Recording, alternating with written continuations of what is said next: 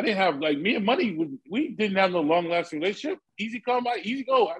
But the other side of that is when you learn how to make a lot of money quickly, you can get drunk off thinking it's always going to be like that. That is very true.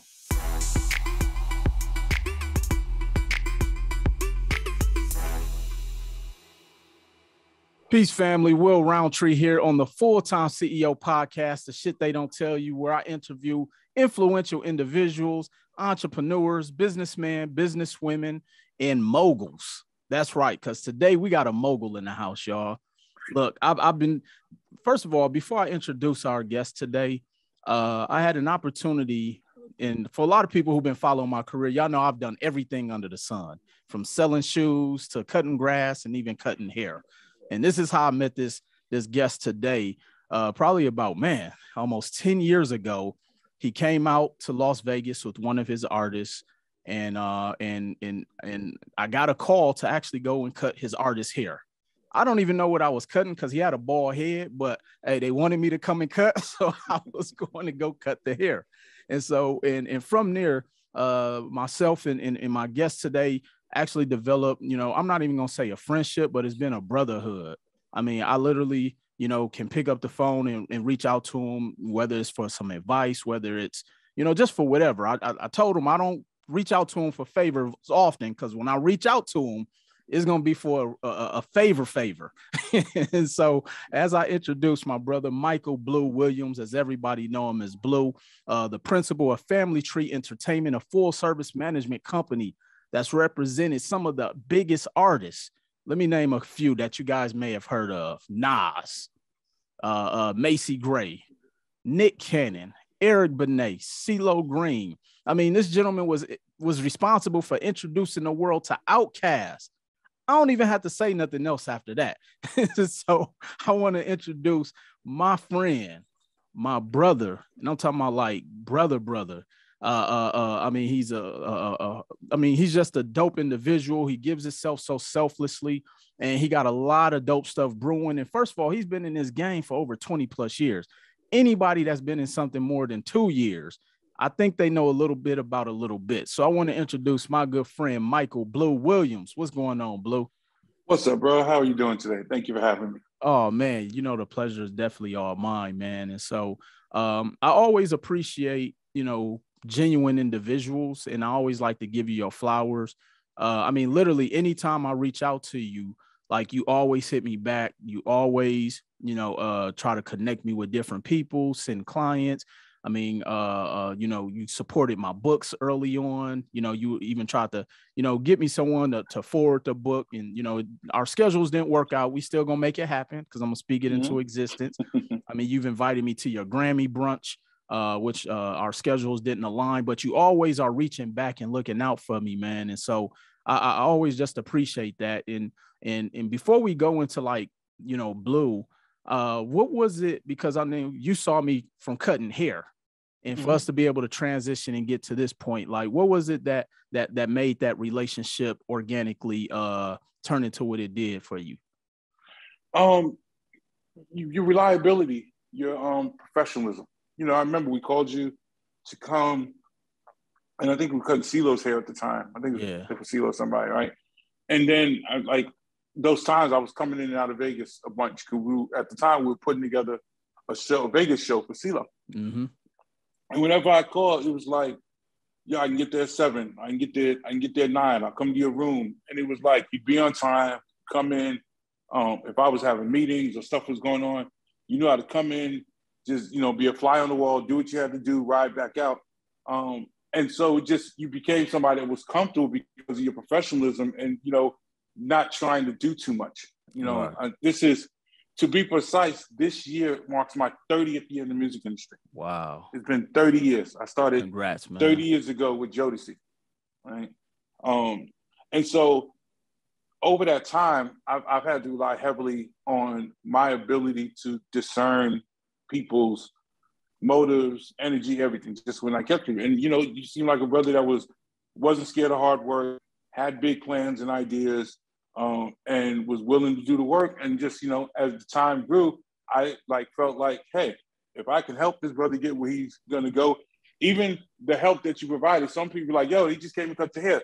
But at that time, when you're coming to cut my hair, you're cutting Chico's hair, you're taking one more thing off the plate for me. That becomes a reliable piece. So it's only right that as you're coming up and you're doing your thing, you're starting to chase your dream. If my access and my relationships can help you make it easier, like you made my life easier, that's what we should be doing for each other anyway. No, I appreciate that, man. I remember you had brought Big Boy out here from Outkast, and he was performing, I think, at the Luxor or something like that. And so we up in the VIP and everything, and Big Boy said something that stood out to me because, you know, of course, you know, we had the section, the bottles and everything. And I walked up to Big Boy and I was like, hey, you know, hey, I'm a fan. Can I buy you a drink? And he kind of turned and looked at me. He was like, there's liquor all at the table. I'm like, yeah, but that's not my liquor. So I want to buy you a drink. And he was like, man, nobody has ever really done that. And so that's one thing I'm always trying to that I tell people that, like you say, just kind of be that fly on the wall. I wasn't trying to be extra. I'm not taking a million pictures. Matter of fact, I don't even think I ever took any pictures when I was around with you. Yeah, I don't think so. Yeah, no. So except like when me and you took one and whatnot. So yeah. So who is Blue Williams, man? Let's brag about you for this hour, man. I'm a kid from the Bronx, New York, raised by a single mother who was a principal in the South Bronx. Grew up playing basketball, never even thought about being in the entertainment industry. Went to a historically Black university, Central State University in Ohio, and kind of found my way into the music industry by stumbling across Jodeci when they were out doing their first promo run. Oh, wow. Kind of their dancers were actually cheerleaders at my high school. So I went to the show not even really knowing they were there. And I was like, yo, that looked like Shane and Slim out there. So I went backstage after and talked to the girls. They were like, yo, staying at the hotel. Went to the hotel, met the guys, and just kind of hung out with the guys at the hotel that night. Left. The guys were going to Chicago and Detroit next. Like, it was like a Friday show. They were in Dayton, Ohio when I met them. And like the next day they were in Chicago and the next day they were in Detroit or whatever. And so I drove up to Detroit to hang out because it was just seemed they were cool. The backstage, that whole scene was cool. And I kind of caught the industry bug just hanging out with them over that weekend. Like the backstage access, the cool shit, the groupies, all of it. Just the whole energy that goes on. Right. At the time, the energy was still so fresh because you had New Edition, but when Jodeci and Boyz II Men came, it was like a new wave of boy bands coming out and doing their thing. So I kind of got caught up in that energy, and that was it for me for school. And so I just started. I got an opportunity to go out with Jodeci as a roadie for them. Just literally, my job was to load and unload the bus, make Waffle House runs at night, go to Western Unions. Just every job that nobody else on the road wanted to do was my job to do. And I remember the guys, I think they paid me like $350 a week. It was like $350 or $400. It might have been $400 a week. Right. Like, it was a week. And I was happy to get it. Right. Like, in my mind, I was like, all right, well, I'm riding on the bus. They got my hotel room. I eat at the venue. Like, that $400 was actually gravy to me because I was like, I had no expenses. Right. Yeah, I have no expenses. So I was like, bet, that's going in my pocket. Right. And that's kind of how I broke into the music industry. You know, I'm thankful that my upbringing, you know, a strong Black woman raising a young man and getting me out of the Bronx, the wealth of relationships and knowledge and experiences that you get at HBCU, coupled with, I grew up on Cedric Avenue in the Bronx, where if you know anything about hip hop, that's the birthplace of hip hop. Hip hop started on Cedric Avenue. That's where it all cracked up. So for me growing up in high school, Kid Capri went to my high school, Slick Rick who lived around the corner, like we'd be in the parks. I'm hip hop like that. Like I was in the park, we'd be plugging up joints, they'd be DJing, cops would chase us out. All that was my childhood.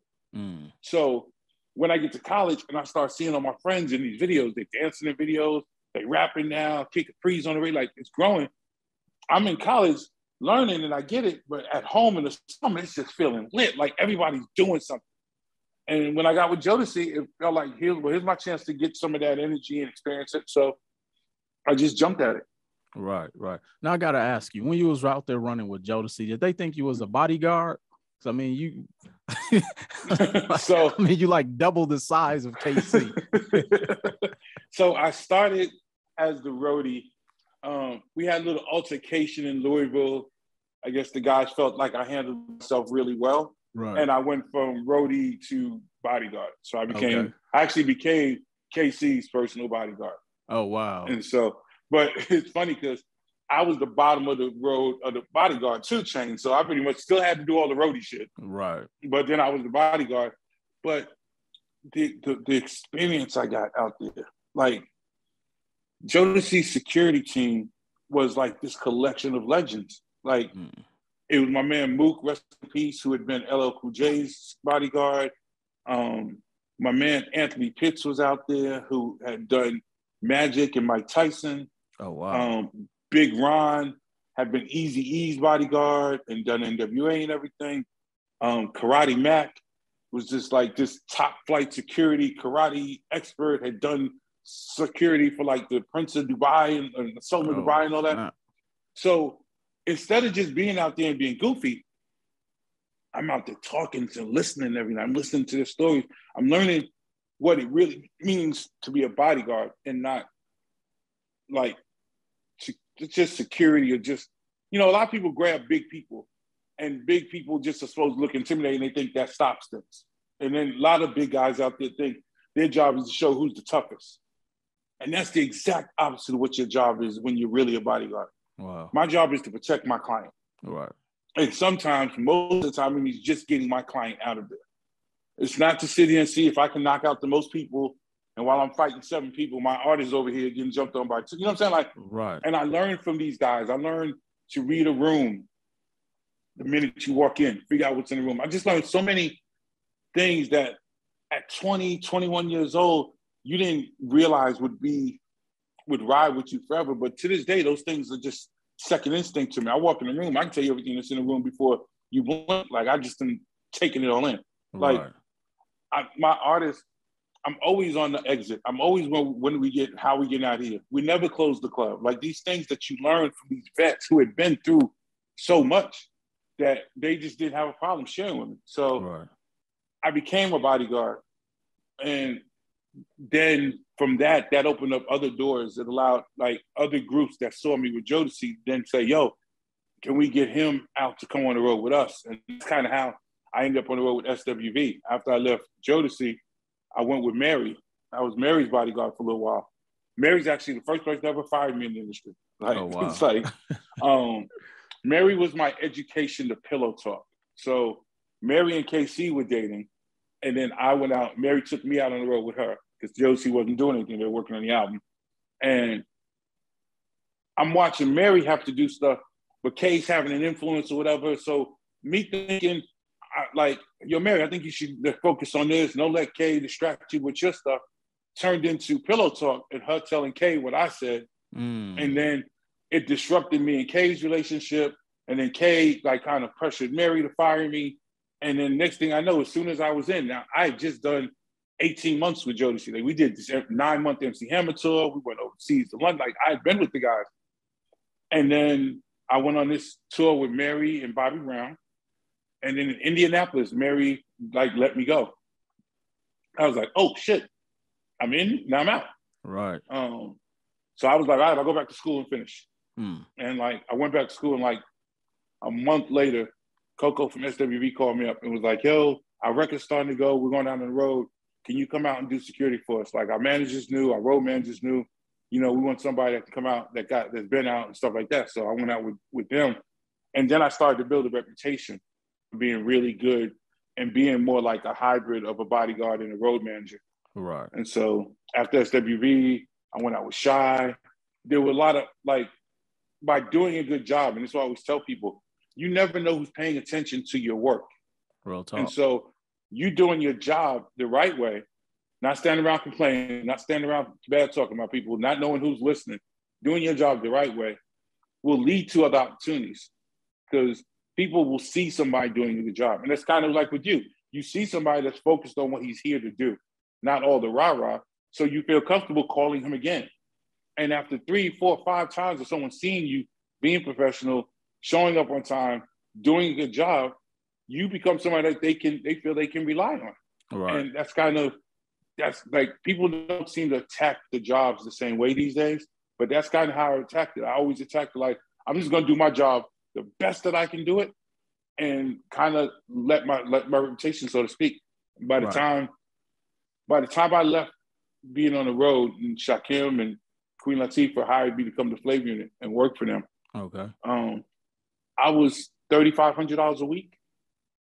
That's what it cost for me to pay me to be out on the road with you.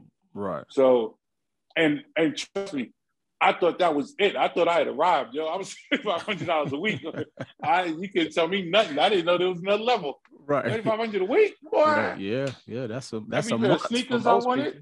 Right. Yeah, that's what I'm saying. Anything I wanted, I was good. So that's kind of how the journey started for me. It's kind of start on the road and then build up until I got the opportunity to be a manager.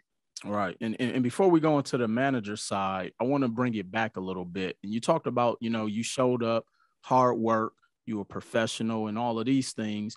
Now, I'm sure you've seen so many people come into the industry, whether they were artists, whether they were a part of the team, that didn't take that part serious. They just assume, hey, I'm talented.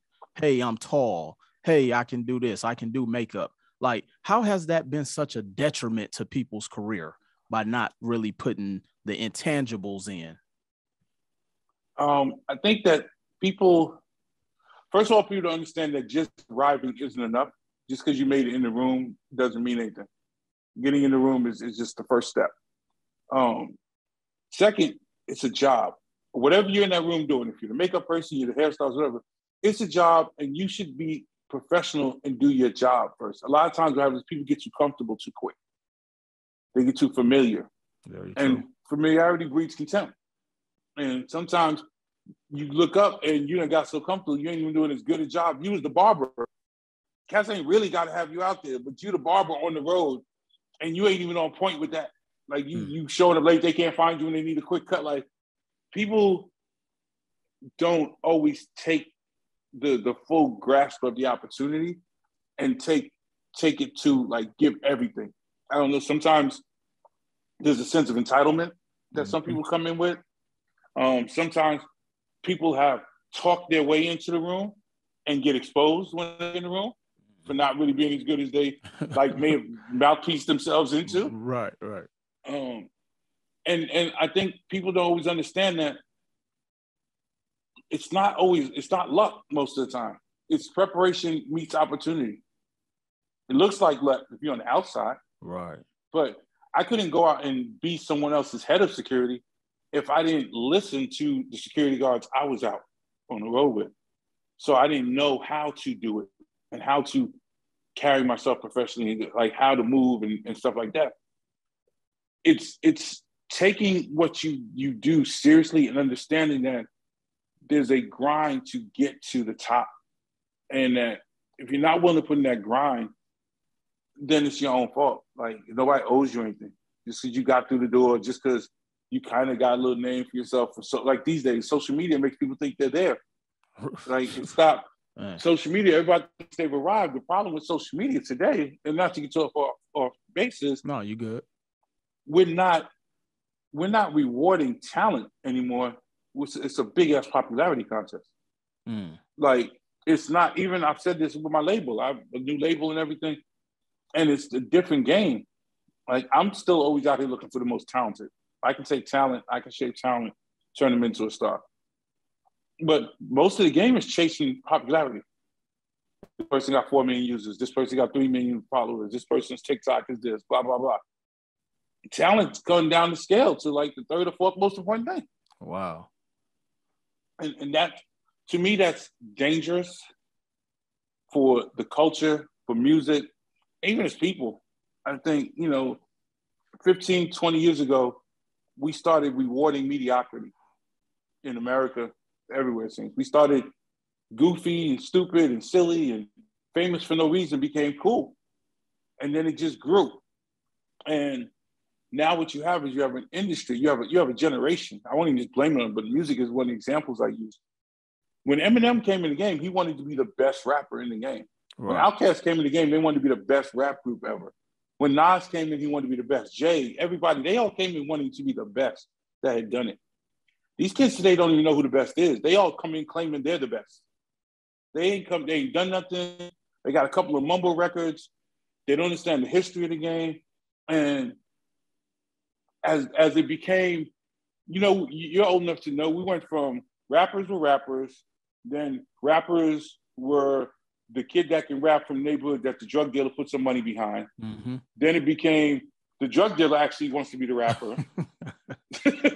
And it was like, right. So now the drug dealer, in that window where it became the drug dealer, I use Cash Money and like them as example, Master P as an example sometimes, and not to pick on them, but when people saw Master P winning, it wasn't like, oh, I need to be better than him. It's like, he's not good. I just have to be as good as him. Mm. And so we stopped reaching for the top and we started reaching for the lowest common denominator. We saw Kim Kardashian is not famous for any reason than being Kim Kardashian. So fuck yeah, I want to go on reality TV and see how ridiculous I can be, how much I can embarrass my family and be a thought and be a punk ass dude or whatever the fuck I need to do so people will pay attention to me. And then you had a decade of rewarding those people with whether it was record deals or just looking like they're living a life, most of them fronting, but people think it looks like it's great. And it shifted the dynamic in our people and as a country and everybody where no one reaches to be the best anymore. Everybody's just trying to get enough to get in and they're measuring themselves against the person they think like, oh, he's doing this, I can do that. He like, you know what I'm saying? It's actually become harder to push it and find the amazing talent and then get the talent to weed through all the bullshit. That was actually going to be my question. Like, how do you differentiate talent now? Or because they don't reward talent, they don't reward hard work. Like you say, they reward goofy. Then you have someone who's like super talented, hard working that gets foreshadowed by the goofiness. Like, how does that translate for you being in management now to keep your artists motivated to say, look, we understand this person got 10 million views in 24 hours, but you're dope and try to keep them even just going mentally. Because we all know it really boils down, it's a mental game. So how do you keep them encouraged? Try and keep them off social media. That's the first thing. This social media thing is so tricky. Like, it'll take you out. I've never seen so many, like, an artist. I won't get into who the artist was, but I've seen an artist rock 60,000 people at a festival, kill the show. Like, everybody was like screaming, everything was excited. And then we get in the car, we're headed to the airport, and like he's going through the comments. He's looking to see comments, all this other stuff. And it never fails. It could be comment number 372 that says something derogatory, and that person's mood changes. Now the show wasn't good. Now he's in a funky mood. Like, I try and get artists to stop giving people you don't know, people that don't matter to you, people that are sitting behind a keyboard, stop giving them so much power and control in your life. That's the first thing you have to do. Like, you can't give away your power. Second, I'm very big on educating my artists. So if you're an artist I'm working with, say you're a rapper and you see another rapper come out that you're like, he ain't got no talent or whatever, I can usually identify why he worked though. What freak thing happened or what kicked it in. And then I can say, well, this is why it worked. And I can also say, well, that may not last. You want a career, we're going to grind it out because people are going to discover your talent and they're going to discover your songs, that you're a star and you can do what he can't do live and all this other stuff. And it's kind of constant reinforcement to believe in their own talent and to believe that what's meant for them is going to be. That person's journey is that person's journey. Absolutely. Your journey maybe your journey doesn't look like that. So stop trying to compare to see how his path is going. And let's focus on, this is your path, your journey, your talent. How far can we take this? And how do we make the most out of your opportunity? That's the challenge in today's game. Yeah, no, that reminds me of the artist Tech-N9ne.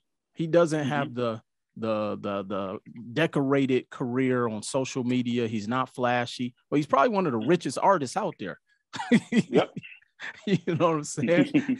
Checking his team, yeah. locked in. They found his fans. Right. His fans, he knows what size, what venues they like to go to. He knows how much merch they're going to buy. Yep. He knows he got to drop a project into it. He is locked in on his. He ain't Right. worried about what the rest of the industry's saying. Right. He don't care if Nas is doing these numbers and Busta's doing it. He's like, this is what works for me. Definitely, definitely. And you talked about education, and I know you and I, you know, I've been going back and forth working together on some things with me being able to come in and educate your artists on finances and credit. And like, before we get into the question about, you know, that on how, well, we know how important the education is. I always like to ask people in the industry, whether it's sports, music, entertainment, whatever, why is it that we have access to all of this information? There's a wealth of money in these industries, but nobody wants to teach financial literacy in the industry. Why do you think that's the case?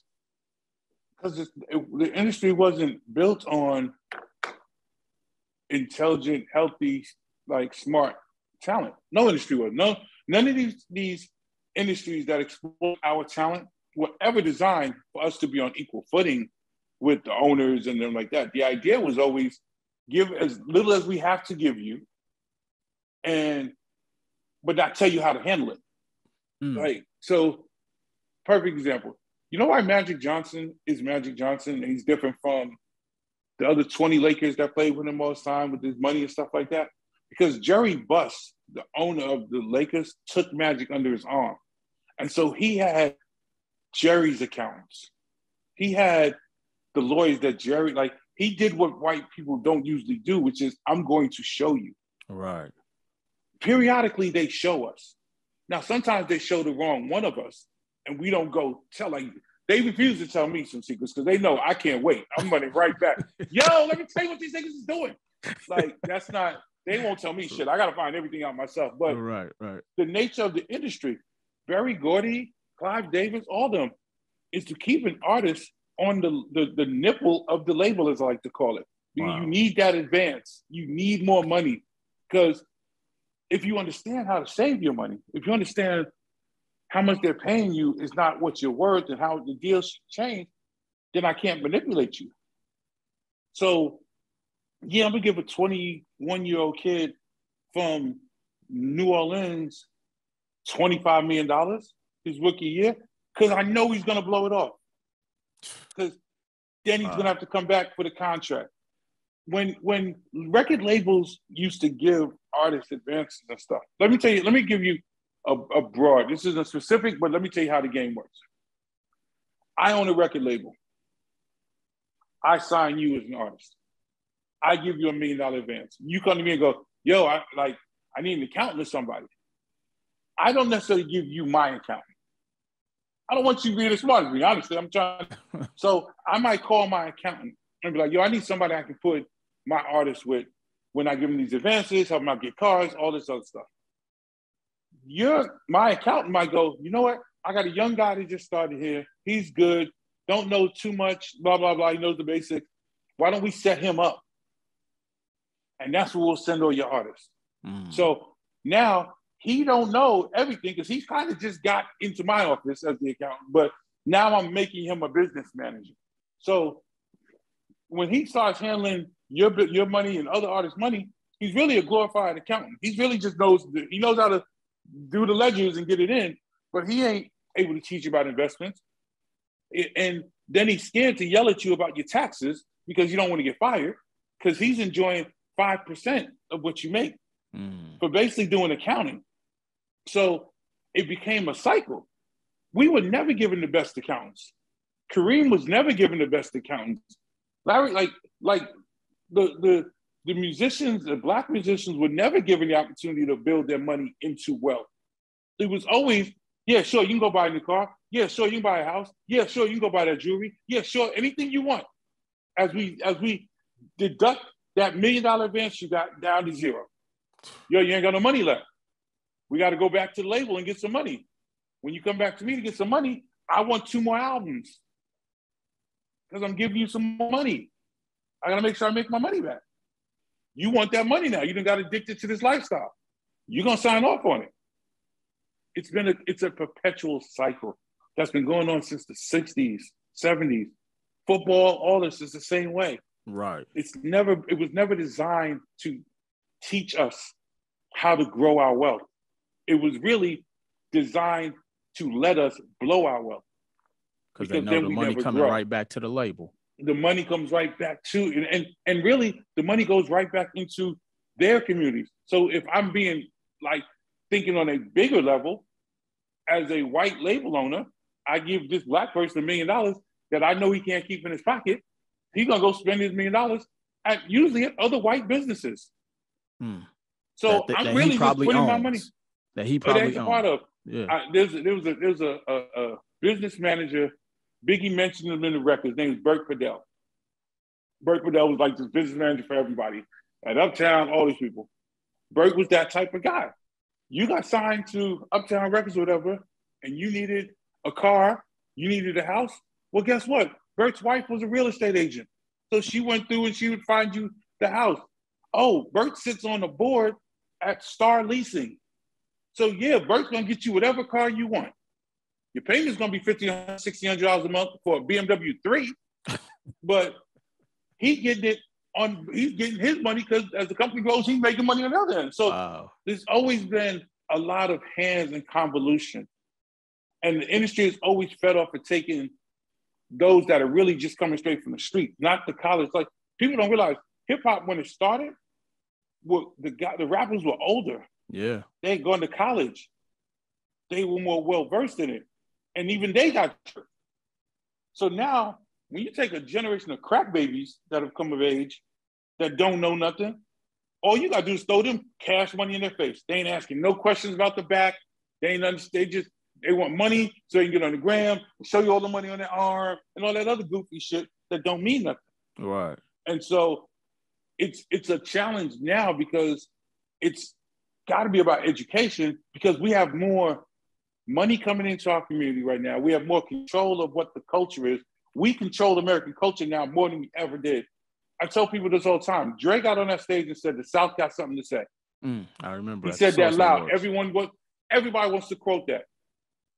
I ask people right now, 25 years later, the South had a great run, not to disrespect the T.I.s, the Ludacris, all that, but right this minute, what is the South saying? Not what they're doing. They're still at the top of the rap game. What are you saying? What is your message? What are you putting back into the community? What is the South saying to uplift and to advance the game and the culture? So it became less about being groundbreaking, new opportunities, and moving hip hop into places. And now it's become more about who's the most popular.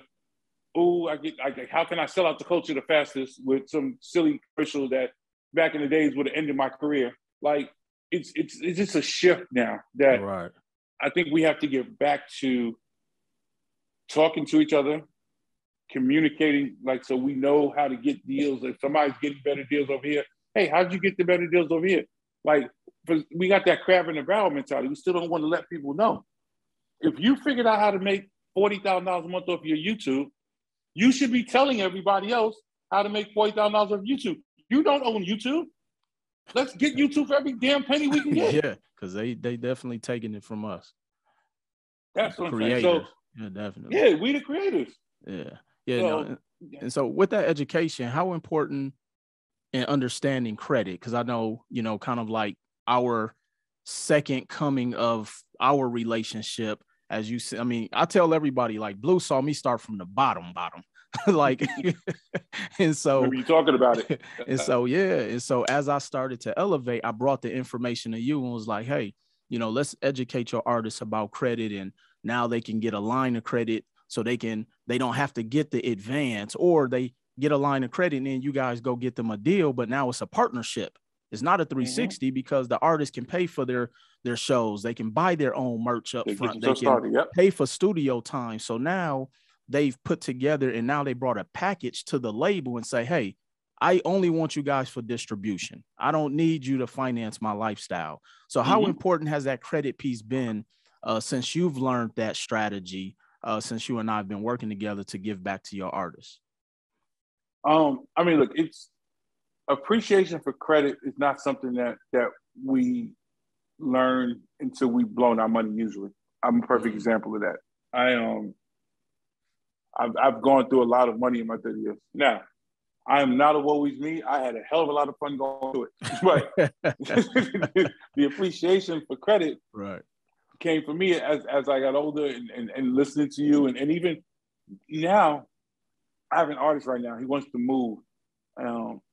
And we're trying to move him from one city to another city. And we went and looked for places and everything. And the whole time I was like, yo, did anybody pull his credit?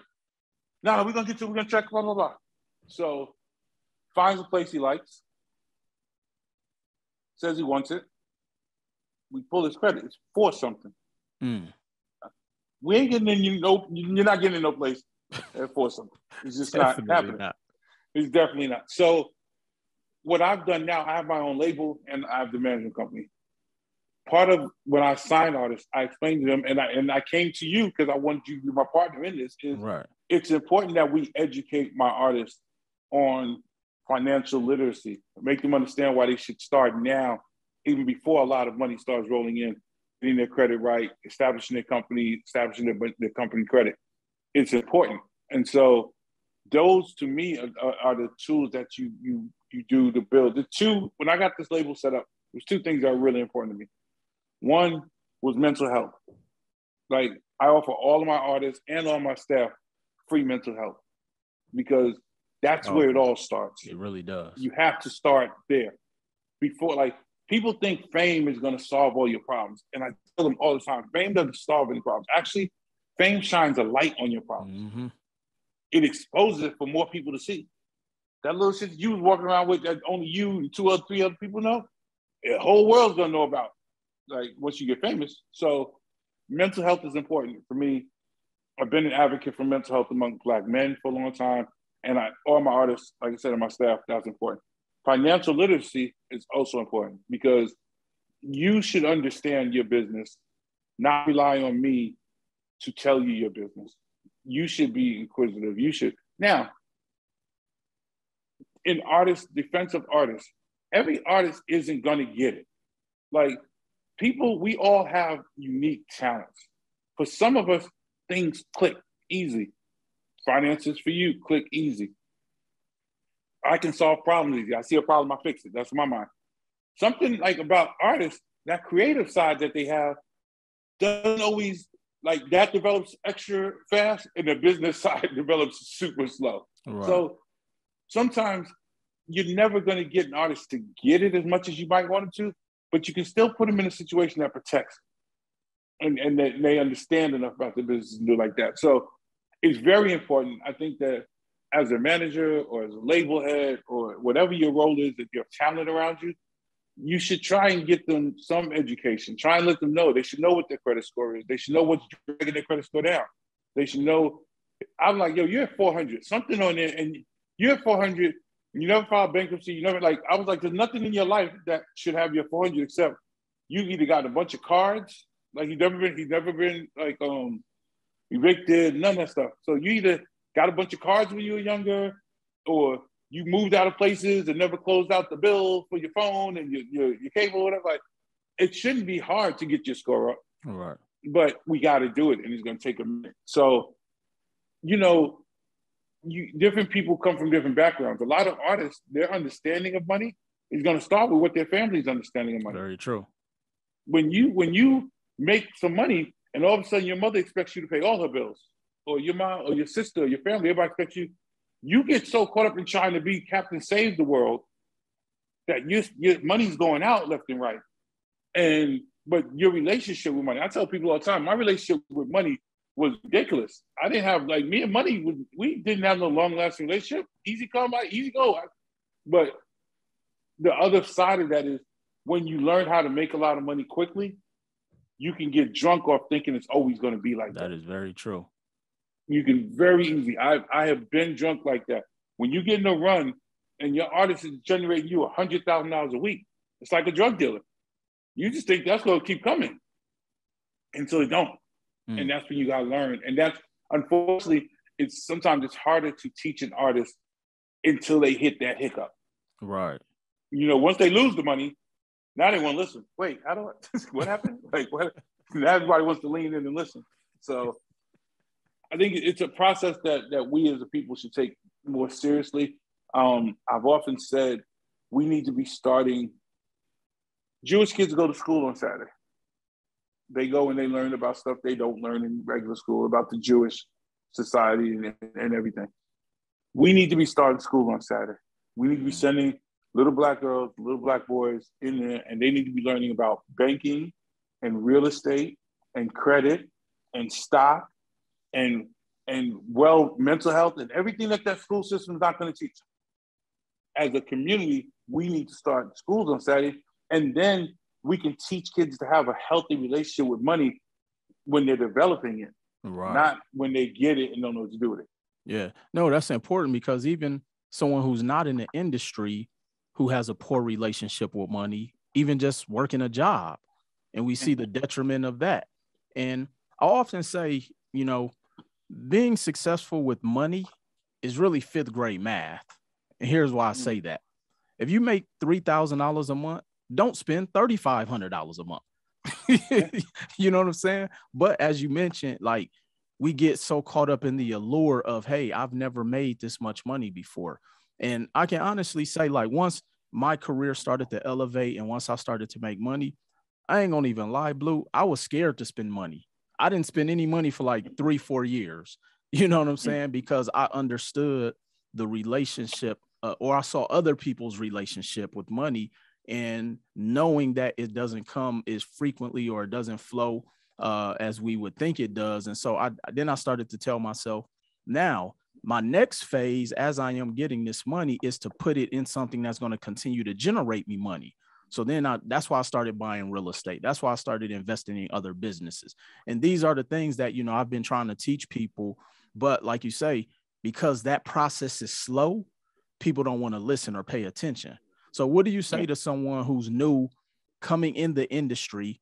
And what would be that one piece of advice you would give them, from talent to money to education and mental health? Like, how do you sit a new artist down? What's that process like?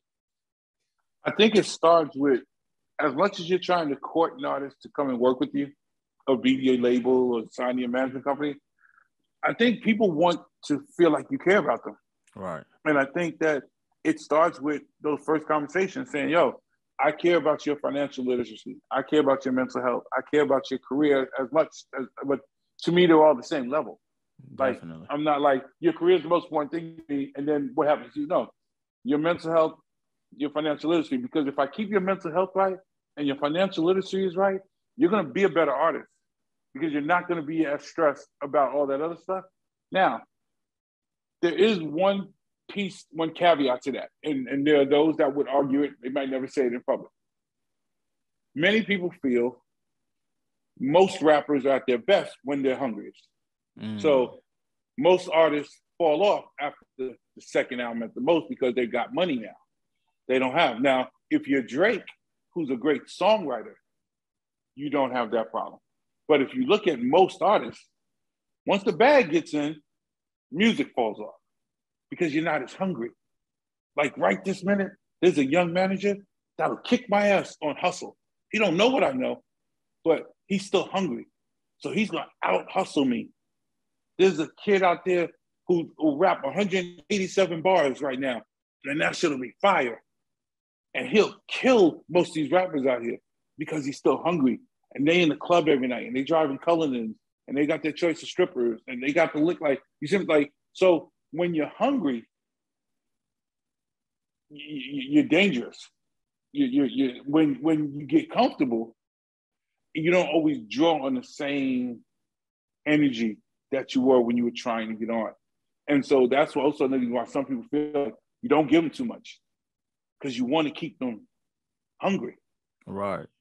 You know, that transition from hunger to a career is what separates the greats from an artist, from just a regular artist. No, that's powerful, man. And like you say, that hunger, that drive is really what keeps you going. And very few artists have been able to do that, but you can see the difference in the ones who keep a drive, even after they get the money, because now they have they've moved the goalposts of their goal. And that's why I often talk about, like, I set goals once I hit a goal, you know. And I remember hearing an interview with Puff. He was like, they asked him, he was like, Puff, you made this amount of money. Why are you still going as hard as you going? He was like, because I have a new goal. And so, I, you know, and I definitely respect people like that. So, so moving forward, I know you got a lot of things going on, and I want to talk about this Grammy brunch that you do. I know that's one of your iconic events that you do every year. Like, and it's you know, how did that come about? You know, what was the purpose of it? I know the thing that I've always appreciated about you is that you wanted to have even financial literacy at the brunch. You know, when you invited me to the brunch in the past. So why is that brunch important? What was the purpose of it, and et cetera? So I started the managers brunch 12 years ago, I think it was now. Originally, it came from an idea I had. It was, so as managers, we spend a lot of time in our own silo. We don't always maneuver. We don't get around a lot of other managers, especially these days. Back in the days, you did, because you used to tour for 6-9 months at a time. So you got to know the other managers on the road and y'all build relationships.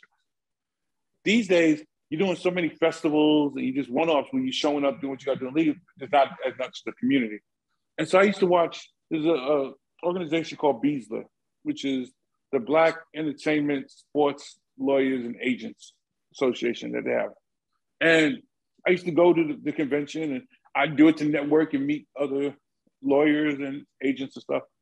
And I saw the community of lawyers and networking and stuff like that. So one night I'm flying from LA, I'll never forget it, flying from LA to New York, red eye. Get on a plane, sit down next to this white guy. Hey, how you doing? Cool, poof. Hoodie on, I'm going to sleep. Get to New York, go to baggage claim, see a sign being held up. It says Howard Kaufman. Howard Kaufman ran a management company called HK Management for years. Everybody from like the Bon Jovis to all these big rock bands, like the big, like, he was giant in the rock management space. Right. And someone I looked up to. Like, I respected his game. I respected what he had done. Had never met him.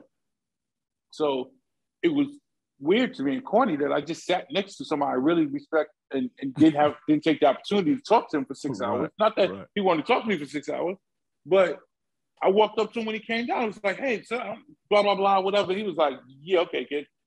And so, because I just sat next to him and he was like, why are you on me now? So, right. But it sparked this idea that managers need to do better communicating.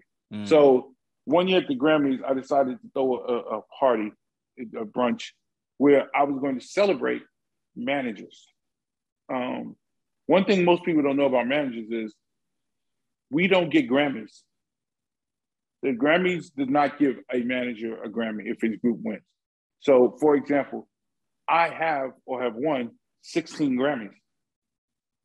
I don't have any. Right. Because Grammys. So we don't always get our flowers either. It's also the type of job where it's a low barrier of entry. So everybody and their mother thinks they can be a manager. Every time a label executive gets fired, oh, I'm going to manage now. It's like, because it's easy. There's no credentials. You don't have to go to law school. Everybody thinks they're a genius. And so I wanted to, and we're also the first person fired, last person, like we're last person thanked. It's all these things that come with being a manager. So, and usually we don't get our flowers till we're dead. So I wanted to start honoring managers while they were here. So the idea was, I'm going to have a brunch. I'm going to invite, the list isn't super tight and complicated. I'm putting the word out that it's a manager's brunch. All managers are welcome. I'm going to honor 2 managers every year. I'm going to honor a legendary manager that I respect, that I came up watching or whatever, like someone who's been doing it. And I'm going to honor a young manager who's had a great year or last 2 years and is really making a name for himself in the business. And so that's how it started. And so some of my early recipients were Lior Cohen, who most people know him from Google and Def Jam, but don't know that he started managing the Run DMCs and Public Enemies and all them at Rush Management. And so I honored Shaka Zulu, been with Ludacris for all these years. I honored my man Benji, that was Wiz Khalifa's manager. Like, it just gave me a chance to honor some of my friends and some people that I consider legendary in the game, while also putting, the first year we had 100 people, and we've steady grown up. We're probably 600 people that come through now. Oh, wow. To the brunch. And every year I have to get up and I tell people, yo, as much as this is a party and a celebration, I need you to network. I need you to look to the person to your right, look to the person to the left, like talk to them, give them a card, find out what they're doing, build a relationship. And now, even when I don't feel like doing it, some years I'll be like, oh, I don't feel like putting this together.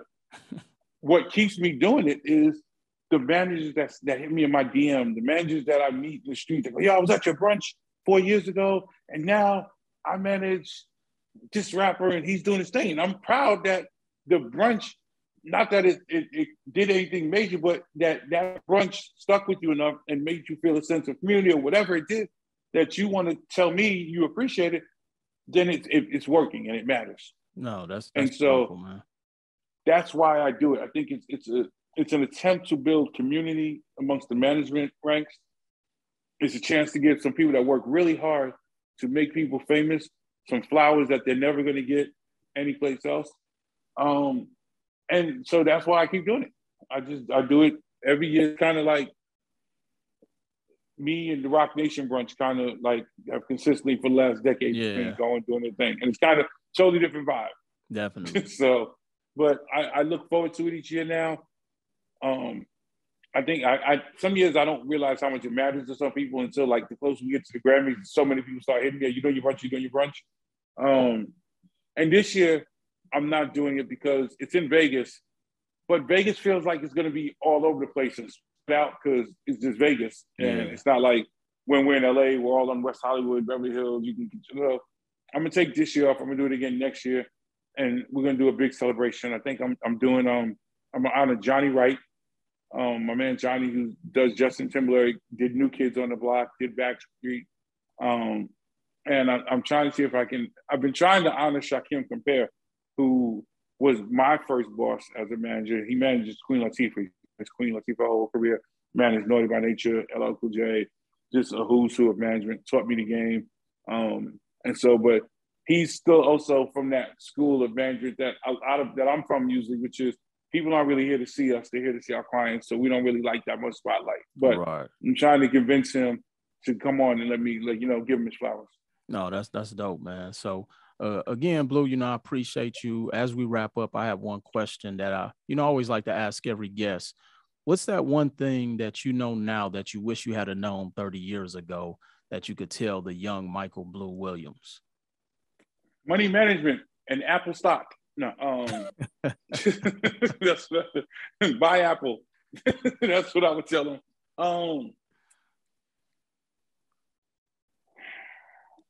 You know what? If I look back, I would, for me, I would have probably gotten my own lawyer soon. I usually use like my clients' lawyers I knew for stuff. But the power of having your own lawyer that's in the rooms talking your name up and things like that opens more opportunities. Like, so if you're a client and I use you for some of my deals and stuff, one-offs and people, yeah, you're going to look out, and when I call you for it, you're going to do it. But if you're really my client and we have a relationship, you're really my lawyer and we have a relationship, when you hear a job opportunity comes up, or when you hear things, you're going to think of me and put me in the mix. Correct. And so that relationship, I would have flourished a relationship with a lawyer. And honestly, I would have been like, take your money management different. Like, take a different approach, because I've been blessed. I don't look like what I've been through, and I can always find a way to get back to the top, because I as much as I tell my artists, as dope as you are as talent, I'm just as good as the talent, and I can at managing talent. So I'll always get back to the top. But there's some bumps and things that I could have avoided, that I would have avoided, I'd have paid more attention to.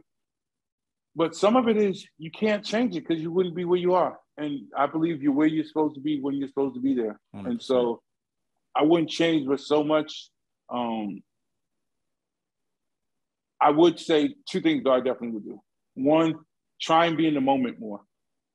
A lot of times I was always being so on to the next thing. Like Puff says, I'm the same way, like, Yeah, we won the Grammy, but we got Saturday Night Live on Saturday. So let me start planning getting this Saturday Night Live appearance and what we're doing. Then we got to go to London on Monday. Try and be more present. And I probably would have captured more moments. And like, I love that my iPhone now, I can capture moments. Right. In the 90s, we didn't have, and that wasn't even the life we lived. Like, they capture too much now. We would have never, cameras would have been all bad in the 90s. It would have just been a horrible experience for everybody if there was more footage than there is. Right. But I probably would have captured more moments for that in that sense. Definitely. No, definitely. Well, I'm not sure what your attorney situation look like now, but I got to connect you with my attorney, Tiffany Hill Esquire, one of the dopest attorneys out there. And so I'm going to make sure that you guys at least have a convo. And definitely, you can never have too many people on the team. And so no, you want to meet lawyers, because the more lawyers I know, so I never give my artists, like if I have an artist and they need a lawyer, I never give my artist a lawyer. Right. I mean, yeah, I will give my artists 3 lawyers and let them go meet with each 3 and let them decide. And pick because if I pick your lawyer, when your lawyer messes up, now you're looking at me like I gave you that guy. I don't need the headache. Same thing with accountants. Here's 3 good people. You pick who you had a vibe with, and then when you fire them, you pick them. I didn't tell you to pick them. So that's who I am now. So, but I always need lawyers to know. I love to have as many lawyers as I can on the phone, because different personalities make for different, styles. So, definitely would love to meet them. Absolutely. I'll connect that. So, family, I hope you guys enjoyed this interview. Not only did Blue bless us with some history, but he brought some just really good information. That mental health piece, man, I'm telling you, we definitely got to keep that going. That's something that I'm a huge believer in. That's something that I practice myself. So I appreciate you dropping that gem on us as well today. So people, family, Michael Blue Williams, one of the baddest motherfuckers in the music industry. I had to throw that out there, man. Very good individual, man. You always humble, always reaching out, and you just care about people. So that's probably the biggest thing that I could always highlight about you, is that you care about people. And so make sure y'all stay tuned for the next episode of the Full-Time CEO podcast, the shit they don't tell you, where I interview influential individuals, businessmen, businesswomen. And today we had an opportunity to interview a mogul. I'm going to go ahead and say even an icon in this space. You don't do 30 years in anything unless you know what the hell you're doing. So definitely want to make sure we salute and give my brother Blue Williams his flowers. And until the next episode, I will see you guys all at the top. Peace.